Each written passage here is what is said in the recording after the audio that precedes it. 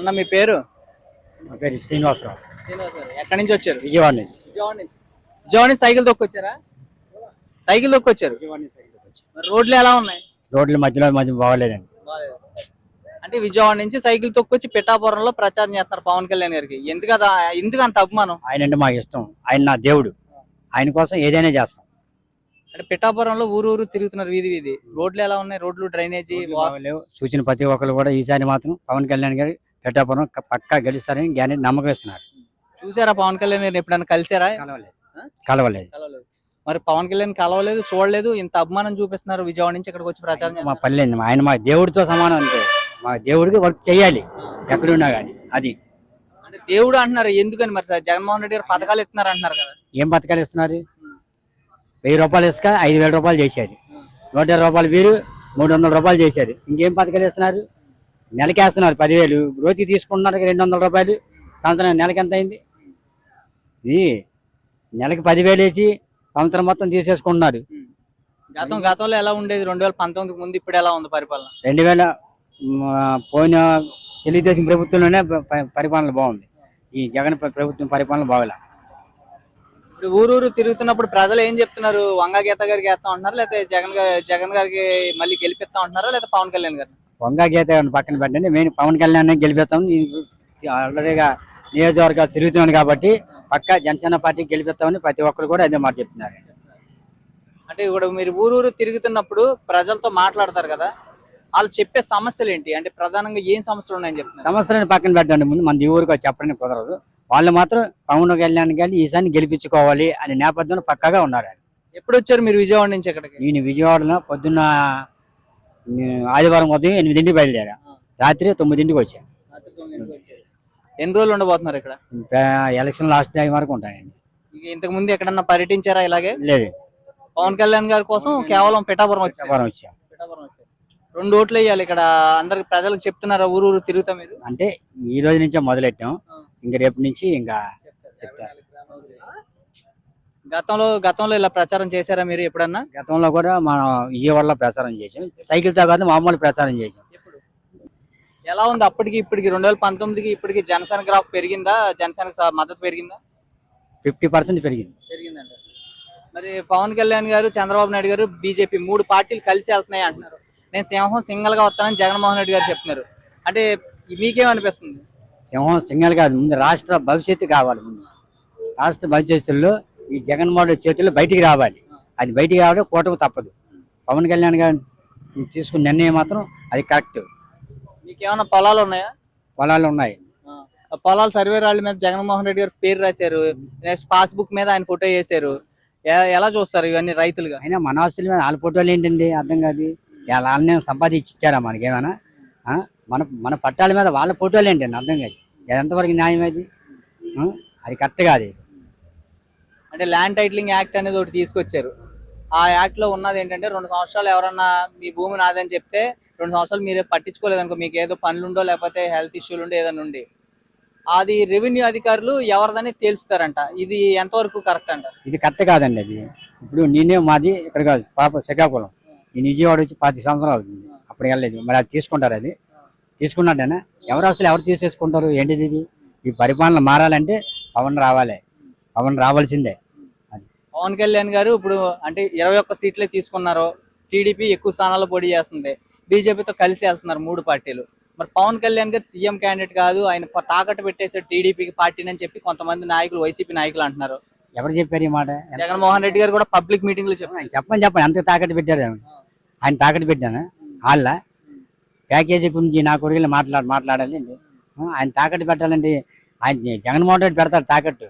Already చాలా వరకు ఏంటి తిరుపతి దేవస్థానం అని, అమ్మవారి భూములని, అమ్మవారి స్థలాన్ని, ఇవన్నీ సచివాలయాలు ఇవన్నీ తాకట్టు పెట్టేస్తున్నారు. లాస్ట్కి జగన్మోహన్ రెడ్డి గెలిస్తే మొత్తం ఆంధ్రప్రదేశ్నే తాకట్టు పెట్టేస్తారు. ఇంకోసారి గెలిస్తే జగన్మోహన్ రెడ్డి అభివృద్ధి చేస్తాను అంటున్నాడు. చేసేది ఉండదు. ఇంక మనం చెప్పారు కదా, మన పొలాల మీద దస్తావేజ్ ఆయన ఫోటోలు ఉంటాయి, మొత్తం తీసుకెళ్ళి ఆయన చేతిలో ఇవ్వడమే. ఒరిజినల్ ఆయన తీసుకొని డూప్లికేట్ మనకి ఇస్తాడు. అది గడిచిన 5 సంవత్సరాల్లో జగన్మోహన్ రెడ్డి గారి సంక్షేమ పథకాలు ఏమైనా వచ్చినాయి మీకు? నాకైతే ఏమి రాలేదు, నేను తీసుకోవాలి. 5 పైసలు కూడా ఎవరితో తీసుకోండి. బటన్ నొక్కాను మొత్తం అందరూ అర్హులుగా పడుతున్నాయి. ఆయన మాటలు మాట్లాడొద్దు. జగన్ గురించి, జగన్మోహన్ రెడ్డి గురించి మాట్లాడకూడదు. పవన్ కళ్యాణ్ గురించి మాట్లాడి, చంద్రబాబు గురించి, బీజేపీ గురించి మాట్లాడాను. నేను మాట్లాడతా. పవన్ కళ్యాణ్ గారి గురించి చెప్తున్నారు దేవుడు అని చెప్తున్నారు.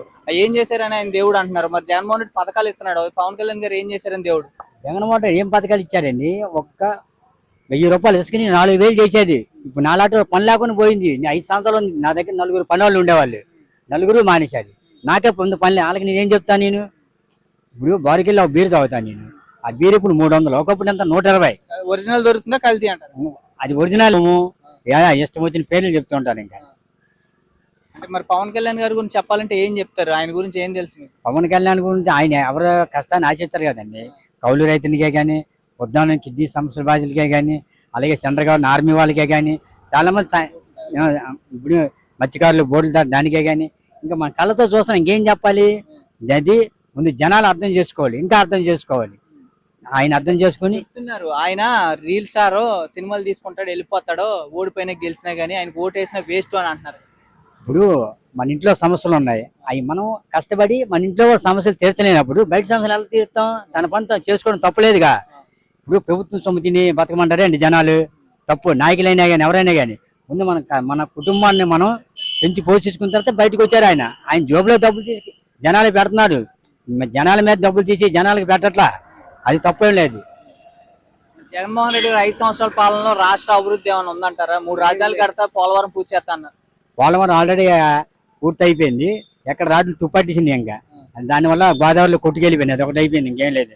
ప్రత్యేక హోదా కూడా అక్కడ ఇంకా తాకట్టు పెట్టేశారు. ఇంకా లేదు, అది కూడా అయిపోయింది. 3 రాజధానులు అన్నారు. 3 రాజధానులు కూడా అయిపోయినాయి కదా, మీరు చూస్తున్నారుగా. ఇప్పుడు నన్ను అడగడం దేనికి? విశాఖపట్నం అయితే విజయవాడ అయిపోయింది, కర్నూలు అయిపోయింది. 3 రాజధానులు కట్టేశారు. నెక్స్ట్ జగన్మోహన్ రెడ్డి ఎక్కితే అవి ఓపెనింగ్ చేసుకోవడం. ఇంకా మరి మోడీ గారు లేదా చంద్రబాబు నాయుడు పవన్ కళ్యాణ్ ఎవరో ఓపెన్ చేయాలి. కట్టేసి రెడీగా ఉన్నాయి. అంటే రీసెంట్ గా జగన్మోహన్ రెడ్డి గారి మీద ఒక గులకరాయి దాడి అయితే జరిగింది. అది జగన్మోహన్ రెడ్డి గారు చెప్పేది ఏంటంటే, పబ్లిక్ మీటింగ్ లో హత్యాయత్నం చేశారు నా మీద పవన్ కళ్యాణ్ చంద్రబాబు నాయుడు కలిసి అంటున్నారు. ఎంతవరకు వాస్తవం? ఒక రాయి ఎంతమంది తగులుద్దానా? ముగ్గురు తగిలిందంట. అదే అది దాన్ని స్ప్రింగ్ పెట్టారు. దాంట్లో ఒకరా ఎంతమంది? ఒకరికే తగులుద్ది, ముగ్గురికి ఎలా తగులుద్ది? అదంతా నమ్మరు. కోడికత్తి డ్రామాలు ఇవన్నీ. మరి గతంలో కోడిగత్తి డ్రామా అంటున్నారు. డ్రామా అన్నప్పుడు మరి గతంలో ఓట్లు పడి గెలిచాడు కదా 150 సీట్లు. ఎవరు గెలిచారు? జగన్మోహన్ రెడ్డి. అప్పటికి కేసు బయటికి రాలేదు కాబట్టి తప్పదు. ఇంకా అంత నాటకం. ఇప్పుడు నాటకం అని తెలిసిందిగా. మరి గులకరాయి గురించి చెప్పండి. ఇప్పుడు ఒక రాయి వెళ్ళి ఒక ఆయన కొడితే ముగ్గురికి ఎలా తగులుద్ది? అది రాయి ఒకరి కింద పడిపోయింది, ముగ్గురికి ఎలా తగిలిద్ది? ప్రజలందరికీ మీలాగా అందరూ ఆలోచిస్తున్నారంటారా? నమ్మడానికి ఎవరు లేరు. ఆ రోజులు పోయినాయి. ఒకరు కడుపులు మండి ఉన్నారు. రాష్ట్రం అయితే ఒక 20 సంవత్సరాలు వెనక్కి వెళ్ళిపోయింది. ఇప్పుడు ఉద్యోగాలు ఉన్నారు. డిఎస్పీ ఎగ్జామ్స్ సంబంధించి కనీసం ఎంతవరకు వచ్చి లేరు. మా తాలూకు మా మేనోళ్ళు 2-3 ఉన్నారు కనీసం. ఒకటి 29-30 సంవత్సరాలు 32 దాటితే మళ్ళీ గవర్నమెంట్ దాంట్లో జాబులు ఉండవు. 5 సంవత్సరం ఏం జాబ్ క్యాలెండర్లు తీసావు నువ్వు? వాళ్ళకి ఏం సమాధానం? ఏమన్నా నువ్వు ప్రచారంకి వెళ్ళి ఓట్లు ఆడడానికి? వాలంటీర్ జాబ్లు ఇచ్చారంటున్నారు 5,000 రూపాయలకి. వాలంటీర్ జాబ్ అనవసరం అన్నాయి. దేనికి? 5,000 డిగ్రీలు, పీజీలు, బీటెక్ లు చేసిన వాళ్ళకి 5,000 రూపాయలు వాలంటీర్ జాబ్ ఇచ్చా అంటున్నారు. డిగ్రీ చదువుకున్న 5,000 రూపాయలు ఎక్కడ సరిపోతాయి వాళ్ళకి? వాళ్ళు ఏం పోయి చేస్తారు? వాళ్ళ మీద బతుకుతున్నారు ప్రజలందరూ అంటున్నారు. ఎవరు అన్నారు? పెద్దలు బతుకుతారు. పెద్దలు కాదు, ఉంది ఎంత ఇది క్రెడిట్ చేశారు. ఇదంతా కలిపి మొత్తం కలిపి. అది ఇప్పుడు 5,000 రూపాయలు పెంచింది, 3,000 రూపాయలు పెంచింది తీసుకున్నాడు. ఎవరు వాళ్ళ నాన్నరో వాళ్ళ అక్కన చెల్లిని తీసుకొచ్చి 3,000 రూపాయలు తీసుకుంటాడు. ఆ 3,000 రూపాయల కోసం నీ వాలంటీర్కి ఎంత ఖర్చు పెడుతున్నావు? వాలంటీర్కి ఎంత ఖర్చు పెడతాం? నీ ఒక్క పింఛన్ కోసం వాలంటీర్ పెట్టుకున్నావేండి? ఏం వాలంటీర్ జాబులు? ఉద్యోగాలు చెప్పి శుభ్రంగా ఇండస్ట్రీ తెప్పించు ఆంధ్రప్రదేశ్కి. రాజధాని అన్నావు, రాజధాని లేదు. అక్కడ రాజధాని, అక్కడ రాజధాని లేదు, ఏది లేదు. 3 రాజధానులు కడతా అంటున్నారు కదా. ఇంకెక్కడ కట్టారన్నా? కనీసం చెప్పి 3 సంవత్సరాలు అవుతుంది కదా. ఒక్క రాజధాని అని ఉందా? ఇంకో ఛాన్స్ ఏమంటున్నారు? సంక్షేమ పథకాలు ఇచ్చాను కాబట్టి కట్టలేదు. మనం రాజధాని అడగడానికి, పోలవరం అడగడానికి ఛాన్స్ ఉండదు. ఇంకా రాజధాని, పోలవరం అడగడానికి ఛాన్స్ ఉండదు. ఇంకా ఇప్పుడు మన భూమి ఎక్కడ ఉందో మనం ఎత్తుక్కోవాలి వెళ్ళి. ఓవరాల్ గా ఎన్డీఏ కూటమి వస్తుంది, మళ్ళీ జగన్ నెగుతాడు. ఎన్డీఏ కూటమి పక్కా. ఎన్డీఏ కూటమి పక్కా. ఎన్ని సీట్లు రావచ్చు? సీట్లు అయితే ఐడియా లేదా నాకు. గెలుస్తుంది పక్కా. ప్రభుత్వం మారిపోయింది. ఓడిపోతే జగన్మోహన్ రెడ్డి గారి పరిస్థితి ఏంటి? ఆయనకి మనం ఏం చేస్తాం? లోపలికి ఇంకా అదంతా ప్రభుత్వాలు చూసుకోండి. మనం ముందుగానే అనకూడదు. ముందుగా అనవద్దు, తర్వాత ఏం జరుగుతుంది? తర్వాత ఏం తెలుసుగా. చట్టం దాని పనులు చేసుకుంటూ పోయింది. అర్థమైందా? చట్టం దాని పనులు చేసుకుంటూ పోయింది. దాన్ని మనం విమర్శించకూడదు. పాపం పాపమే, పుణ్యం పుణ్యమే. ఎప్పటికైనా కష్టపడింది ఏది రాదు కదా.